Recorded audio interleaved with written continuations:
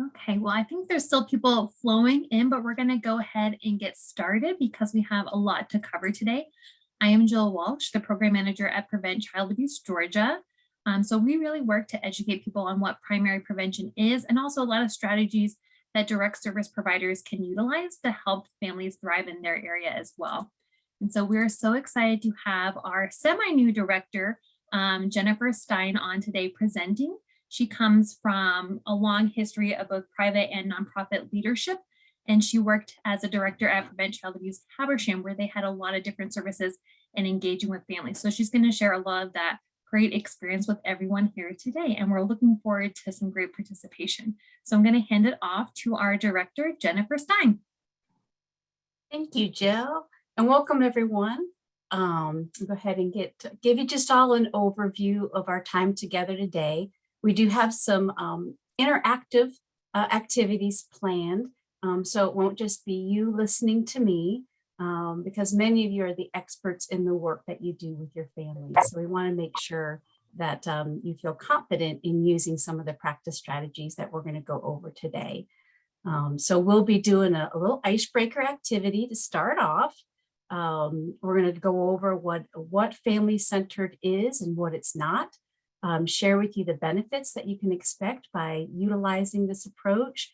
Definitely dive deep into some practice strategies, get some examples from you all in the audience, the participants. We'll then do a breakout activity. That way you guys can try to apply some of the things that you're hearing today. We'll debrief some of those offerings that you share from the key takeaways. And then we're going to open it up to questions and answers. So the good news is just feel free. We are a small, intimate group, maybe small, intimate group, not sure exact. I think we're around 41 that are here today. So looking forward to our time together. So I know you're like, holy cow, I wasn't expecting this, but we are going to do a quick breakout icebreaker where we're going to go into rooms of about 6 to 10 people. And for 5 minutes, I'm hoping that you all will be able to identify at least, maybe more, 5 things that you have in common with one another. So we'll see. How are we doing with people still arriving, Jill? Is it good to go ahead and break out, you think? Give me like 30 seconds. Okay. But with that, again, you're just going to introduce yourselves in your groups. You'll be back with this group later on, so worth this investment in time. But just kind of find out some things that you might have in common with one another, hoping to have at least 5. We'll see how you do. Okay, you should see something on your screen come up that is going to ask you to join the room. So go ahead and click yes, and we will see you back here soon.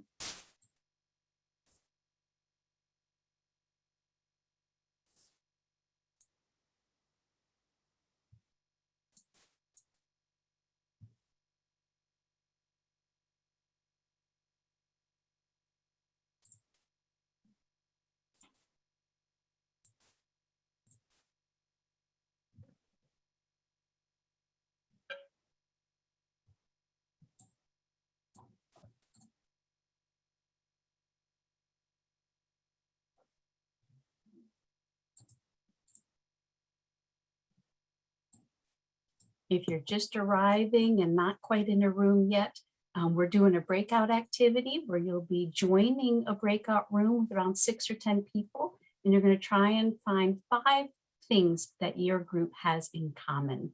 And we'll be talking about that in just a minute.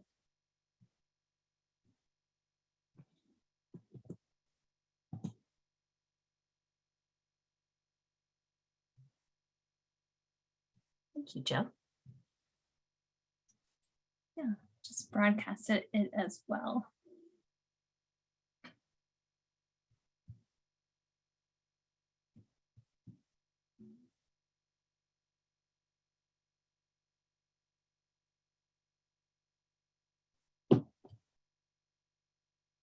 Coming back. Looks like and everyone's back. Yes. And we're all back together. Wonderful. Well, welcome back. Let's do oops, let me jump back here. Let's do a final showdown. If you're willing to come off camera, I'd love to know if your group had at least 5 things in common.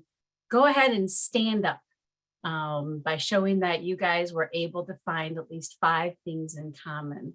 I know some of you are not on camera, that's okay.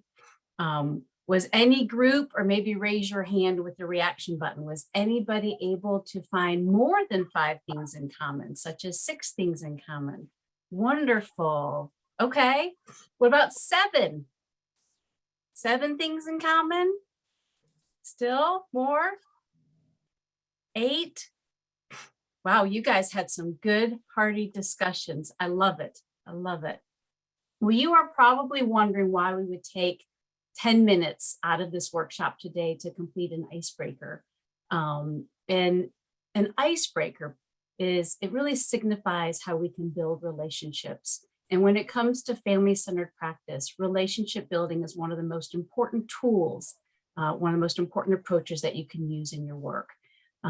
They help identify values that are shared among one another.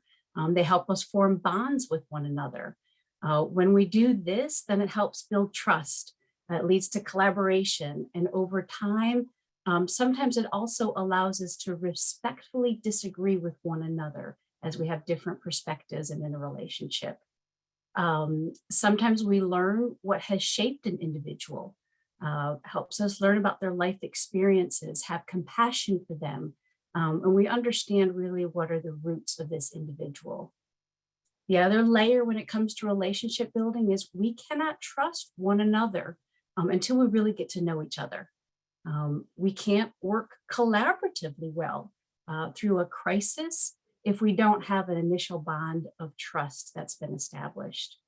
So investing time by infusing some of these family-centered practices that you're going to be learning today are really critical and will help you perform your role with the work that you do with families. But let's move on. Let's talk about what the definition is of family-centered practice. You can see here on the screen, pulled from Child Welfare Information Gateway, that family-centered practice is a way of working with families, both informally, across the service systems. We want to help enhance their capacity to care and protect for their children. And we want to focus on that child's safety and the needs within the context of their families, their communities. And we want to build on family strengths to help achieve optimal outcomes. Families are defined broadly to include birth, blended, kinship, and foster and adopted families. So when we this description of working with families, for many of you, it's not new to us. You probably have heard these terms: strength-based, trauma-informed, family-driven, child-driven, family engagement. And so today, we kind of want to just step away from those fancy terms. And more than anything, we want to open our hearts, we want to open our minds, and we want to look at each child on your caseload as part of a family unit that is as unique to them as their DNA. So we want to look at every member of that child's universe and how we can approach working with that family, considering all of those members. Each of those unique relationships that a child has in their lives really helps bring expertise to that family, helps that family build bridges, helps reduce the risks that they experience. And so we want to help strengthen that with the work that we're doing. So having a family-centered mindset is not the responsibility of just you, but every person that's involved in the case. And so as we go through this today, we know that it can't all fall on you, that it's going to fall on everyone that works with that child and with that family at every stage of their life. So I'd like to pause for a second, and I want to emphasize the children's rights are absolute. What is and what is not family-centered practice? They have a right to freedom from harm of abuse and to minimum levels of care and nurturance. These are immutable. And so I'm going to go over this with you because a family-centered approach, the family-centered practice does not suggest in any way that child welfare agencies abdicate their responsibility and authority to ensure children's absolute rights to minimum care and to be free from abuse. We're still mandated reporters. Family-centered practice does not mean children will still not be removed from their homes when they cannot be protected, despite of intensive efforts in their homes. But it does mean, and it does suggest that the best interest of children are met by using every effort and resource to empower, to support, and to strengthen families to meet their responsibilities of child care and protection. And that it does mean we are aware of how separation and placement can cause significant psychological and developmental harm. And it is in the child's best interest to avoid out-of-home placement and to employ strategies that help protect children within their homes and whenever possible. So, parental rights, they're not absolute rights, they're contingent rights, meaning that their rights are contingent upon a set of conditions that include providing the children minimal levels of care, of nurturance, and an environment free from harm and abuse. I know we all can agree upon that. And at the heart of family-centered practice, we recognize that the compatibility of parents' rights and children's rights, and that the best interests and the rights of the children will best be preserved in the majority of cases when we can strengthen their family unit and whatever that family looks like. So I just kind of wanted to make sure that we highlighted the importance of that. Those of us that are trained in evidence-based parenting curriculums, you've probably heard before and know it to be true from experience that a family truly is the expert on their own circumstances. So some of the strategies that we're going to share today, they're going to take some extra time out of your already busy days. But when we think of the outcomes that can be achieved, they're definitely worth building them into our practice. Some of the amazing things that the benefits for those that use these is increasing that family buy-in. When we talk about primary prevention, most of those services are voluntary, and we want families to be, engaged. We want them to be committed to helping achieve their goals, and they do that when they're part of that decision making, and they're part of all of those things that affect them and their children. Another benefit is how it can enhance helping relationships. So when families believe that all of their members of their family units are respected, you're strengthening that relationship. When we take the time to show that respect, it helps create confidence, not only in you, but also the programs and services that you're trying to get the families involved and enrolled in. We want them to attend. We want them to open their homes to you. It's a form of family preservation. When we involve all of the family members in that family unit early in the case planning, we're going to help strengthen that family unit because we're going to know at the front end all of the different people that take part in this child's life. In the end, it's going to give us expanded options. When we know that we can rely on other people outside of that immediate family to help them achieve their case plan, there's going to be other individuals that are going to step up and maybe help with childcare. Maybe there's going to be individuals that we know about early on that can help with transportation, maybe get them to the different appointments that they need to go to. It's going to build those families' protective factors. When we think of other benefits, it's going to help improve the quality and focus of those professional visits. If you're building that relationship and partnership early on between each family member, it's going to help us have those more authentic engagement with them, where they're going to feel more comfortable telling you the truth, the down and dirty of what's really happening in their world, and potentially the crises that they're facing that they need your help with. And when we know that in the front end, when we know that day to day as we're helping these families, we can make better decisions. And through those better decisions, we can then provide more targeted services. We know what this family's unique needs are, and we can build in those proper supportive services to help them get there. So many incredible things that can be gained by implementing this. So because we only have about an hour and 15 minutes, we're not going to be able to go over all of the 9 strategies. We will go into great detail over the basic practice level engagement, number 1. And number 2, we're going to do some actual live discussion on those supportive behaviors, give you some real examples. Strategies 3 through 7, they're implemented more at the system level. They're worthy of our time and our attention, but my goal today was for you to be able to walk away with actionable items that you can immediately incorporate into your day-to-day interactions with families. And then strategies 8 and 9, those are trainings, motivational interviewing, developing cultural competence. Those are things that should be ongoing training that you can bring back to the leaders at your program and make sure that are part of your professional development, part of that team's professional development. So moving on, kind of going into some different steps that professional associates involved with the case can take to partner with families.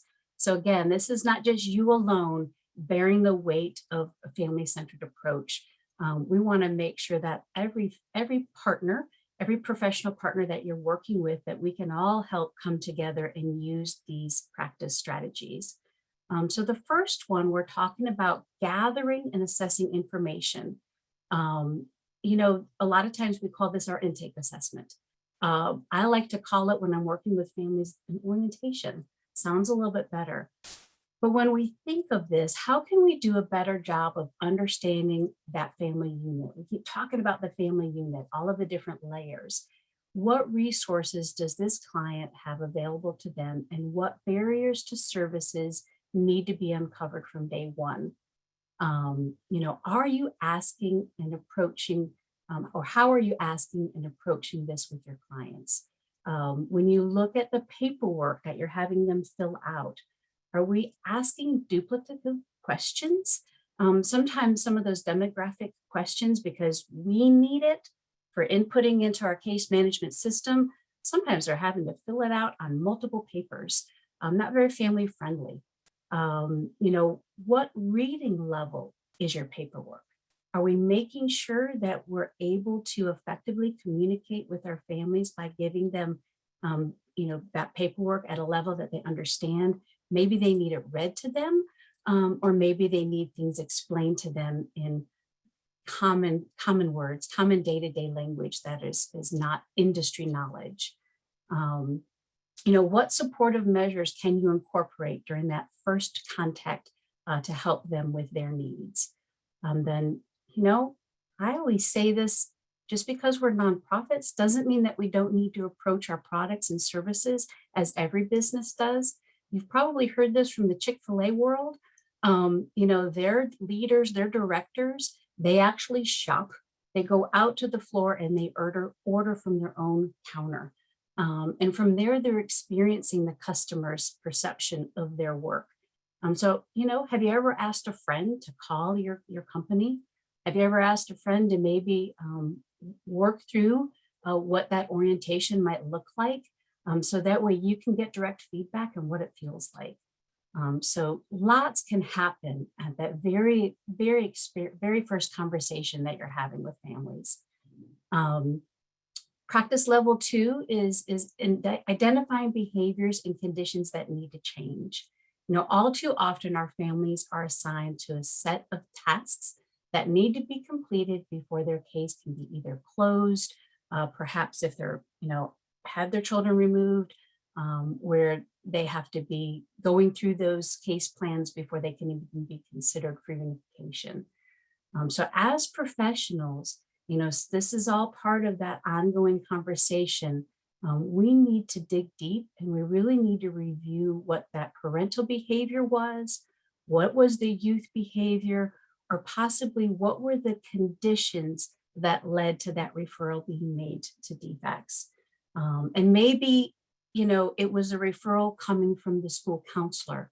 Maybe they're not to the attention of defects yet. You've got a referral from the pediatrician. But what were those conditions? What were those factors that led to a helping agency to bring this family to your care? And then, what's the family's perspective of this? Why do they think that they were brought to your company for care? You know, Having a better understanding of their knowledge of their why they're being referred to your services can really help you know what their baseline understanding is of what's going on, what's the context of what's going on. So that way you can maybe meet them, exactly where they're at and not where perhaps the counselor or the referring agency thinks that they're at. Got to have that common understanding. Additionally, when we look at behaviors and conditions, many of the families that you're working with, they're in this situation due to lack of resources, those conditions. So thinking of those, helping them understand what community resources that they can lean on during the times of crisis can stabilize them now, and then of course be a safety net for the future. Something to consider is whether or not you're using the correct assessment tool during your orientation. Are you really peeling back the layers and identifying what that family's ability is to care for their most essential needs? There's a lot of great assessment tools out there. Another piece to this is, at that time when you're doing the screening, have you built trust yet? Are they fully engaged with you where they feel comfortable being vulnerable by taking down that shield that they've had to put in place just to survive? Where are they at with that with you? So it is perfectly acceptable to sometimes pull back out those initial screening tools to make sure that you're continuing to uncover what are those families' conditions that might be perpetuating risks and hazards to that child. Looking at number 3, by taking the time to build a relationship from day one, you're analyzing that family's unique situation. We can really help uncover and match the strengths that they already have with the needs and solutions of services that are available to these families. So example, and I know you've all seen this, we've all seen it. If a referral for services was made to you, and part of the reasoning that referral was made was potentially homelessness, or maybe they don't have the ability to provide consistent food security for that family. But yet part of the case plan that's been given to you is that they have to take a parenting class. And that's something that has to get checked. When we press pause and we look at these things, is that really going to help change the condition? This child is being cared for. This family is doing the very best that it can to provide those basic essential needs. And by no means am I saying that an evidence-based parenting class still shouldn't be offered. But what's the timing of that? Are we making sure that we're aligning those basic needs first and getting things stabilized? Having increased knowledge of child development, making sure they know the appropriate expectations of their children, absolutely. But we've got to time that, because if we do that at a time, you're just wasting that parent's resources. Maybe they're having to take time away from work because now they have to be at this parenting class that's offered during the day. They're having to use gas from their gas tank and potentially pay for childcare, which takes away those discretionary funds that really needs to go to stabilizing housing and making sure that they have what it takes to have that home nurturing environment. Number 4, reviewing, tracking, acknowledging progress regularly. In the world that we live in today, we all need praise. We all need love and support. So what incremental baby steps of progress can be acknowledged and rewarded? Let's pause for a second and remember habits that we each have, whether good or bad. Many of them have been instilled upon us and embedded since our childhood, right? Research tells us that it takes 66 days for a new habit to be formed. And it takes a lot of daily rituals to be established before that habit can actually take hold and take root. But yet many of us, our programs are a little bit short term. Maybe they're only a 10-week long. And we're anticipating some metamorphosis to occur in just a few weeks. And we're assuming that if these parents, that judgment comes in, if these parents, they really want what's best for their children, then they're going to get on board and they're going to figure out a way to check off those boxes for their case plan. And we're setting them up for failure. For me, I try to think of it as a coach or a mentor. If I look back at that and what one meant to me, what that has been like is when I'm learning a new skill or I'm trying to instill a new habit, a lot of times it looks as if they're just simply reaching out and calling me, or maybe they're texting me. Perhaps I get a card in the mail. Holy cow. Maybe they printed a picture of me and my children or an activity where we're out together. But during that time where they know I'm trying to do something new, they're not calling up and saying, hey, thinking of dieting, right? Have you been compliant? Are you getting lectured? Instead, they're asking me, how are you doing? How are things going? Do you need any help? And then I love it. This is the best thing. They sit back and they listen. And I might gripe and I might complain. But at the end of it, they're asking me, what support do you need from me to help you with this goal that you have? And what can this look like for you in the families that you're supporting? It could be as simply saying at that phase, after listening to them gripe, what support do you need from me to help you get that paperwork filled out for that apartment complex that you found? To share an example. What support do they need from you? What does that look like in their eyes? And when we look at all of this, I'm a highly functioning person, but it's calls that I get from those people. And I know we've all experienced that last year for COVID. It's those calls, it was those texts, it was those people reaching out at different moments in my life where they might know that I was struggling. That was my lifeline. That was their lifeline. And sometimes those just simple check-in calls might make all the difference in the world for them to get that application done for SNAP, to make sure that they've got their backpack ready the night before they go to their visit with their doctor's appointment with their children. Who knows what it might look like, but they're going to let you know by just simply asking. Number 5, determining readiness for key case transitions points. Some of your programs kind of have a graduation, they have a beginning point, an end point. Going back again and just evaluating those conditions and behaviors, that led to the situation of referral. Have they been mitigated? Does further conversation need to be had with the family, the case manager? Maybe we're partway there. Maybe there's a way to continue that relationship with that family at a different pace, a different frequency. What's the dosage that they're needing? And maybe the services can be extended.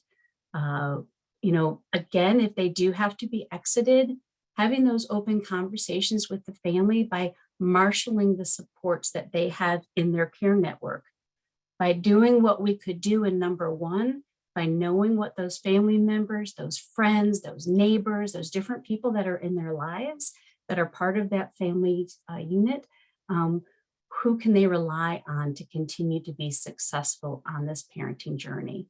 And asking them, what are those formal and informal tools to help them with that? As you prepare for case closure, um, you know, some things have changed for the child. New people maybe have come into their lives, and making sure that during that enrollment, you're continuing to capture that and highlight it for those families as you prepare to exit them. Having conversations, letting the client know if it's okay to reach back out to you after they've graduated. Maybe, providing with them some examples of what some of those difficult experiences might be in the future. What are those day-to-day things that might impede their progress? Some things could be as simple as, I know winter's coming. I know your electric bill is probably going to go up just like mine. I just want to remind you of the resources that we talked about. Here's this resource here. If you need help, please reach out to me. I'll be happy to get you lined up. They don't always know that just because they graduated from a program that they can't still reach out to you. And what's a better flag or feather in your cap is having a family that's graduated possibly reach back out to you when they don't need you anymore, but that they do need you for something. And it might be little, and you can connect them to that. And so providing those examples, remembering them, modeling for them, all of those things can really be the difference of helping this family know that you're still there for them. So those are some great, practice strategies. Now let's talk about supportive behaviors. And I know I've been talking for a while now. I'd love to have this piece be interactive. There are 19 considered 19 supportive behaviors that we all can do to be family centered. And so, 1 through 9 is up on the screen right now. Rather than going through each of these and me reading them out loud, I would like to hear examples from the field of what this would look like in your work, or perhaps there's examples that you already do in your work. And so we're going to play a game. And as I click my mouse, there's going to be a star that's going to land on one of these that will highlight. And I would like to encourage participants to either come off mute and share an example, or if you prefer to put an example in the chat box. I've got my teammate Jill that's here to help us with this. But let's see what is going to be the first one we'd love to highlight. So sharing openly with family members about what to expect with regard to timelines when applicable and/or court issues. Who out there would be willing to share an example?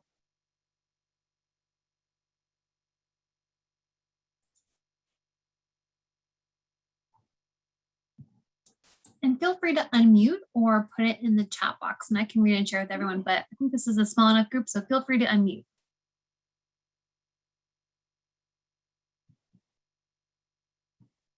And you won't be judged.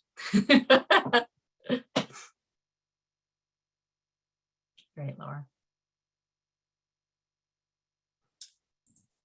Well, I'll share something that someone put in the chat box earlier. Okay. Valerie had inspect what you expect. So kind of like the Chick-fil-A model of it. I thought that was a really clever saying that she shared that goes Very along nice. with number 9. The let's go ahead and get the next star up here. Listening to and addressing issues that concern the family. I know sometimes. Tremaine, did you want to share? I see you came off mute. I did. And hi, my name is Tremaine. I'm a social worker. And a lot of times I get referrals through health. Well, I work for the health insurance. So sometimes we get referrals through state or through the doctors, or sometimes the the members call in, and I want to try to answer 9 and 3 if that's okay. Give an When example I for get both would be great. Sure. so usually when I call, I start by introducing myself and confirming the needs that was brought up before they come to me. Um, when doing that, once I introduce myself and I confirm the need, and I ask them to tell me a little bit about that. Once they tell me a little bit about that and I gather more information holistically about what is going on, I like to tell them my process about what's about to happen, and we will set a time to follow up, and we'll set the day. We'll give a range of time, like, all right, is it better to speak with you during morning? Because I know you have children, we brought that up, and I know that children can sometimes, like it gets busy in the morning, it gets hectic, and sometimes the children doesn't, like they don't go off to school until 8 o'clock. So you may have that breather, and we could speak around 8:30 or around 9 o'clock. So it gives them feel heard and feel like they have a little bit more control over their day. If it's better in the afternoon, then we have those discussions as well. I tell them my next steps that I'm going to take to address their needs. I see if they're okay with that, because if I'm about to do something like with food or with utility assistance, or if it's transportation because they can't get to a doctor because their car is now in the shop, and we talk about different alternatives that could happen in different barriers that I could come in contact with, am I allowed to search to use this alternative? For example, if there's no transportation in your county available, we talked about rent and utilities. Are you okay with me searching for rent and utilities assistance that could probably free up some money in your budget so that you can use a lift to get where you need to go? Is that okay if I do that? And they're like, oh yeah, that's great. So I like to go through the process. I'll tell them how long it's going to take me, and then we'll do a follow-up date. Like, what's a great day for me to follow up with you? I have this and this available. And then what time? So That's I hope wonderful. that addressed 9 and 3. And then some wonderful strategies. You hit on a lot of them. And even when it's in number 7, providing family members with choices whenever possible. That's awesome. Thank you for sharing. That's gosh. I love seeing the real life input here. Is anybody else willing to share? Number 8 here says obtaining commitment from the family that they will engage in mutually identified tasks. And I heard Tremaine share that as well within her example. Is there a way that you go about that with your work, others that have joined us today? I know many times we're filling out enrollment paperwork and we're getting them to sign and all of those things. So it might be on paper and things like that. But sometimes there's a way that we can word getting their agreement in a real soft way. So it doesn't sound so sterile and institutional. So Ms. Ruiz, Soledad, another Soledad. With E. Hi, I'm Soledad, and I'm a parent educator with Families First. And I think this is a very important point about how to build the relationship with the parents and how to get their attention and build that that relationship. They can talk to you and open their feelings about everything.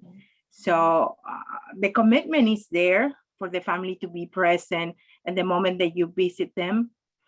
But building the relationship is the main key to support these families. That's wonderful. Thank you.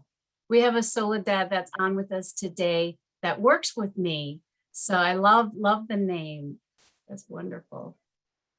Let's see. Mine is with E. Yeah. And hers is with I. Yeah. Very nice. It's beautiful.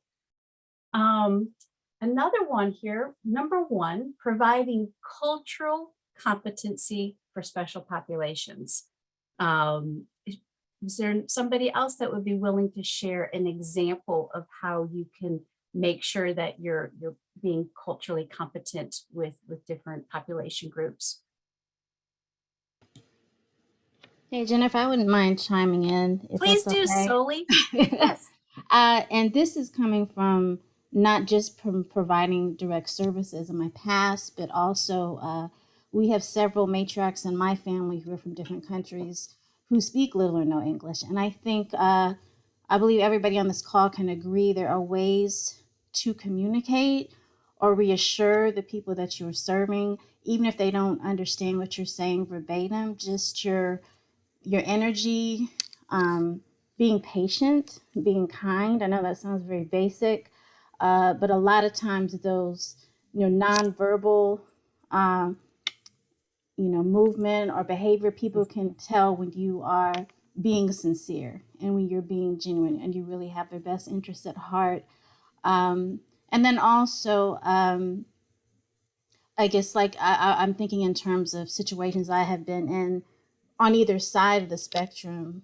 Uh, for instance, with my tita, you know, if she goes to an appointment, and I don't know how it is now with the pandemic. I know before we couldn't go with her necessarily, and she was terrified because she doesn't speak any English at all, really. So she's, terrified.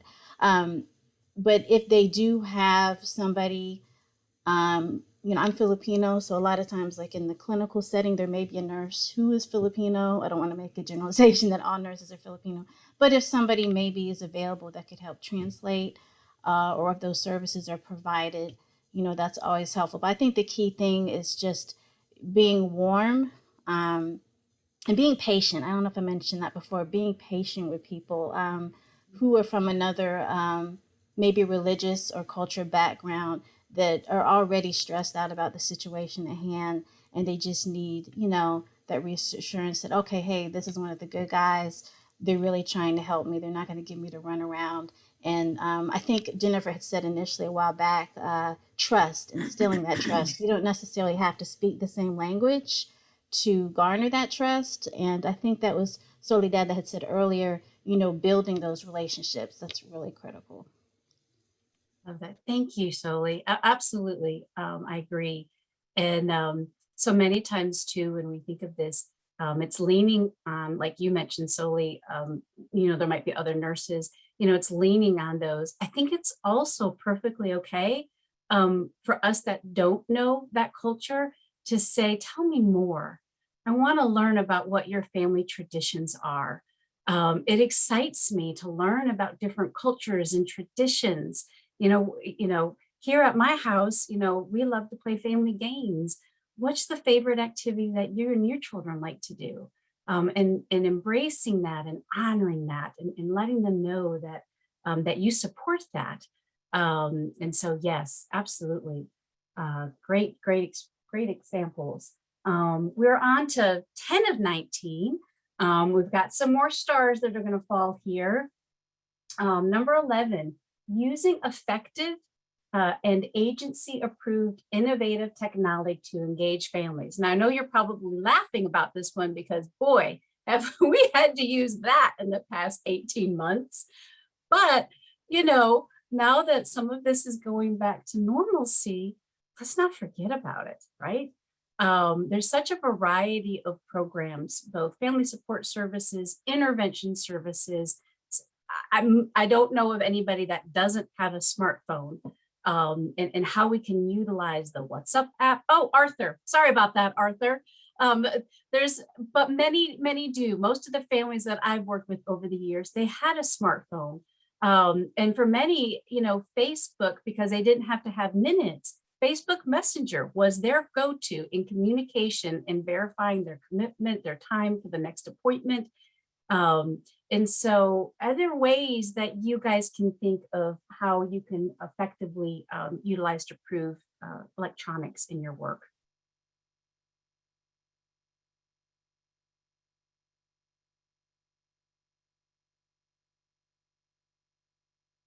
Anything that you've incorporated that you hope to keep in when things go back to normal? Well, going back to my original, well, one of the other responses I mentioned, we have a parent leadership organization meetings every month for our parents. And due to the pandemic, we've had to move them to Zoom. And so with Zoom, we're able to record the meetings and send those out, send the link out to all of our parents so that they can review the meeting at their, at their leisure. Previously, having the meetings in-house, we weren't video recording the meeting. So if the parents weren't able to make it, they just missed the meeting and got the notes on paper. So that's one of the effective ways we're using technology now. I love it. I love it. Well, when we think of home visiting, there's been times where they're still doing maybe porch visits, but in between their visits, they're using technology to do a FaceTime call or whatever platform is that the family uses. Sometimes it's WhatsApp. There's a lot of Signal. There's a lot of different apps that allow us to send videos to one another. Many parents love to share pictures and videos of their children. So even if you're in intervention services and you don't have custody, they don't have custody of their children right now, sending a video of reading a book where the other caretaker can show that to their children is just all a plethora of ideas that we can incorporate. Number 13, inviting participation from those identified by the family as being their support system. And when we think about that family unit again, we're talking about friends, neighbors. What's an example here of ways that either you have or you could possibly invite some of those non-traditional family members to the activities?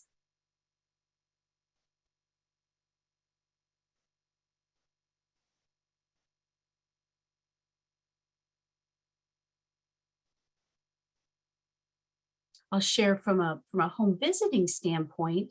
Many times we have generations living together, right? So maybe mother-in-law, father-in-law live with you, uncle, aunt live with you, or they identify that their neighbor is their best friend and they do everything together on their children's friends. So it would be perfectly acceptable if you get get permission from your client to invite that other family over. Why not include them in the activity that you're doing? Or let's say you're having a group connection. I know parents as teachers, they do group connection. And you've got an activity coming up where it's a craft activity and it's something going on, what have you. Have them invite their friends. It's okay to include other members. Building their world helps these friends of their friends identify these healthy social activities, things of that nature, or partners that are out there in the community that they can rely on. So perfectly okay to include others with permission. Number 16, considering family members' other obligations such as employment when scheduling meetings. Tremaine, I loved it in your example. You gave an example of how you tried to find out what does their life look like? What does their day-to-day life look like?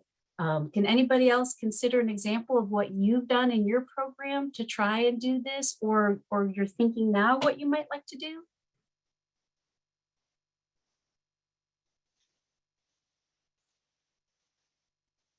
I'm always, well, parents are always text me and say, I'm sorry, I cannot be able to attend to the group connection because I'm working. It's the day that I have to work. And we understand that, and we encourage them that, important things going first, and we can pass away the information that we provide that day for her and the next visit. So it's very important to understand all the activities they have, the important activities, and understand that point. Mm-hmm. So true. And coming up with those alternative ways that several of you have mentioned to still engage them, whether it's after the fact, things of that nature. Very good, Soledad, you're right. And when we think of our partnering agencies that send us referrals, how can you partner with that partnering agency, such as Head Start? Sometimes these activities can happen at these building locations, right? Or a community center or a Boys and Girls Club, whatever that might look like in your community. How can you partner with them so that way it's at parent pickup? Or maybe it's around an already scheduled adult activity that you're trying to get parents to participate in, and they can help provide childcare.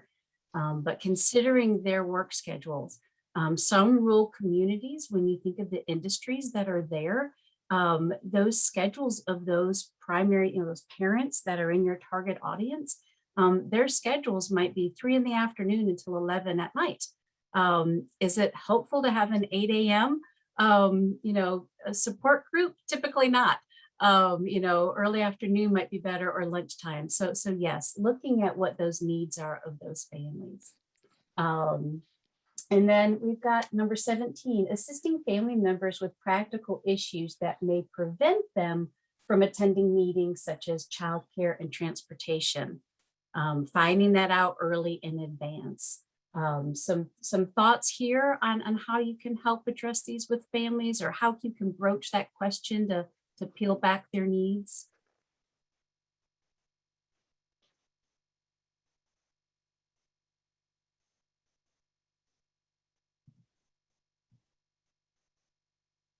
Hey, Jennifer, I just wanted to Sure, say one Sully. more thing.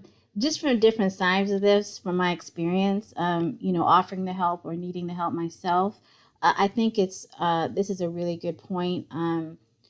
Because, and maybe I'm speaking for myself, but I think that most people that do not want to necessarily ask for help, and that might seem like a small thing, but they might be embarrassed, or they might not want to ask for help, or they might think there'd be judgment. So I think just offering that, taking the initiative and saying, hey,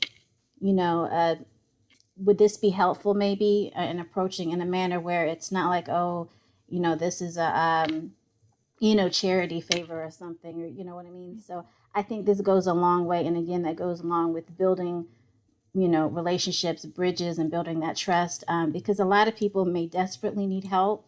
And I'll be honest, I've been one of those people. I don't like asking for help. So then this is a way, it gives them a way out where they don't have to ask, it's already there. And then it just makes the whole process a lot more easier, to help those families. I like that.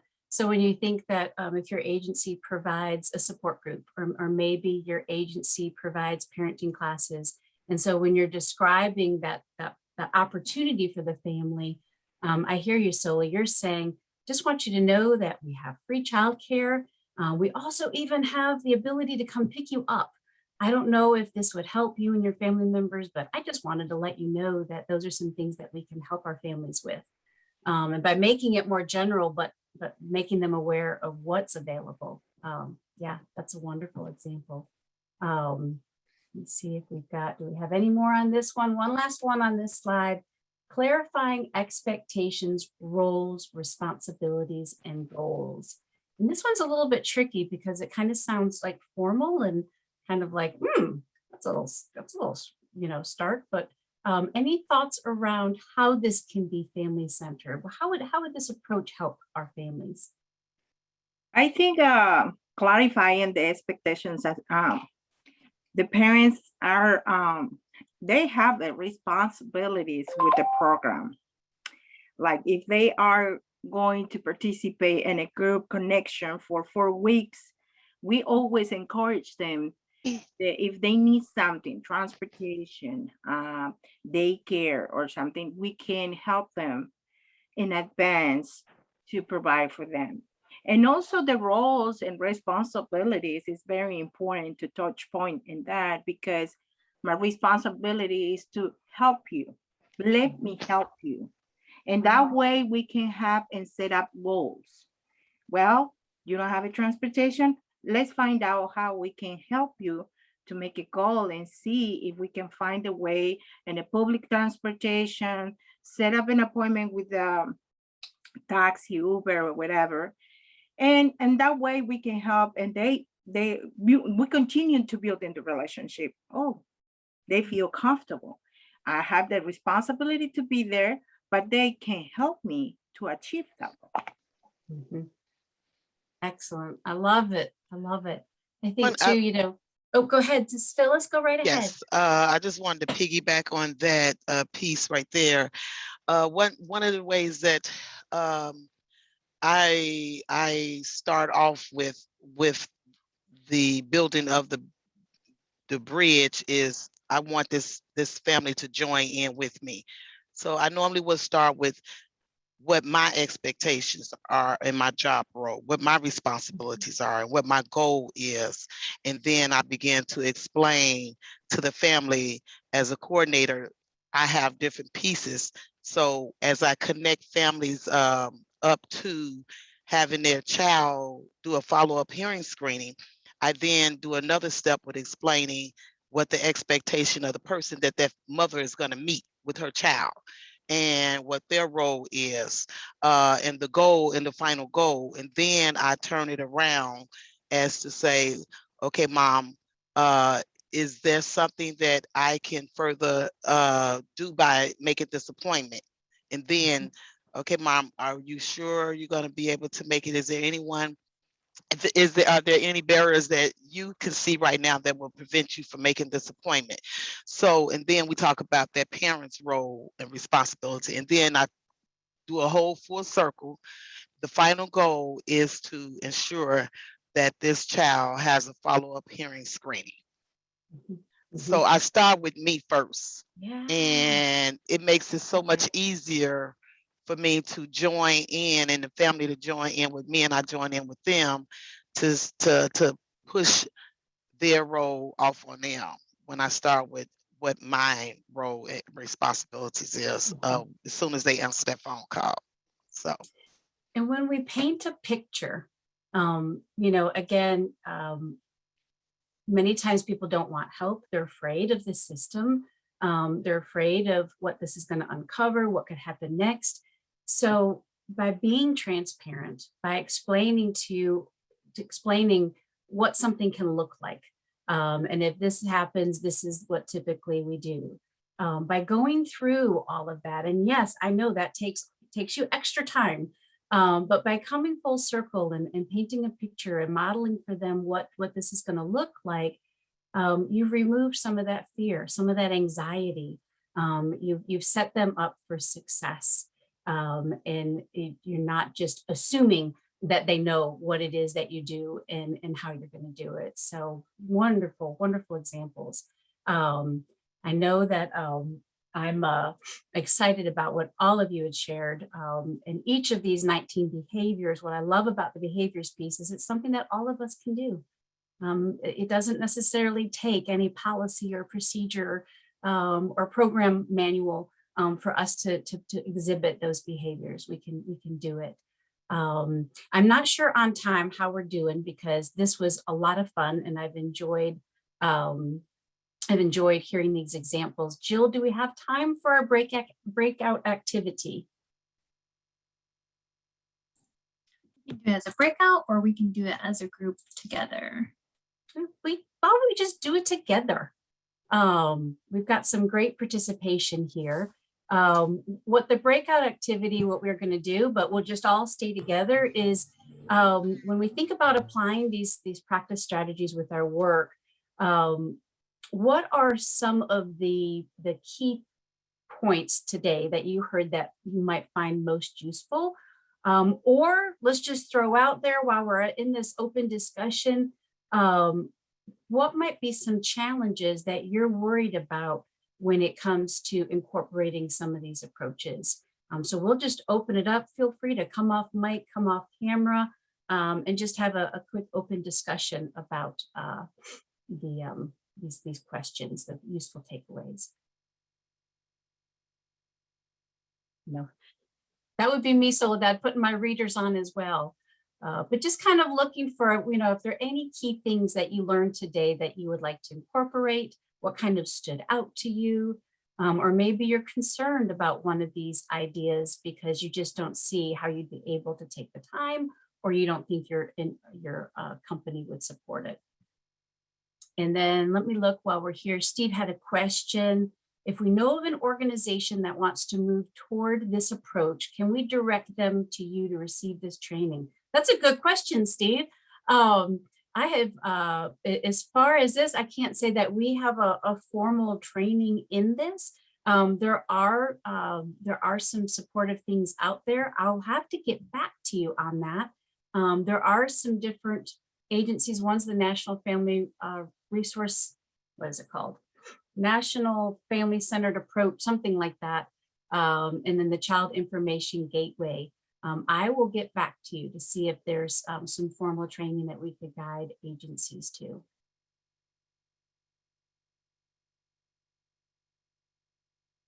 What about challenges for implementation?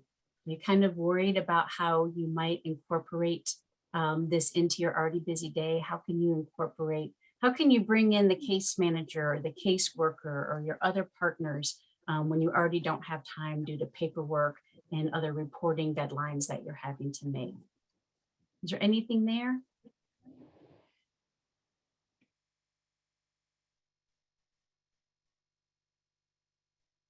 I guess that's all good. I guess that means that these were things that are useful and you feel that you can incorporate. Are there any questions that I can help answer for you? It's truly my hope today when you think of the core of what family centered is and what those values are. It's my hope that, you know, as we come to a close, I really hope that you'll reflect on these core practice values and how you can look at infusing them into your work. And they're simple, and many of you are already doing them, which really gives me great satisfaction knowing that many of you are doing that. And that's the family. They are the primary source for nurturing their children and protecting their children. When we think of that parents should be supported and respected in their efforts to nurture their children, that comes from a community, right? All of us to support them. And that family unit is defined broadly by its members, both traditional and non-traditional family members, and that they're having a significant role in all aspects of that child's development. And that families, you know, they're entitled and they deserve self-determination, they deserve privacy, access to resources, and even those non-traditional supports. That they're capable of change, and with support, most can provide a safe and nurturing home for their child. And that families are partners in meeting their children's needs for the permanency, for their safety and their well-being, and that they deserve to be engaged with respectfully, that we need to refrain from any judgment and really just listen to that unique needs of those families. So I appreciate each of you joining us today, and I'll just open it up one last time for any questions that you might have.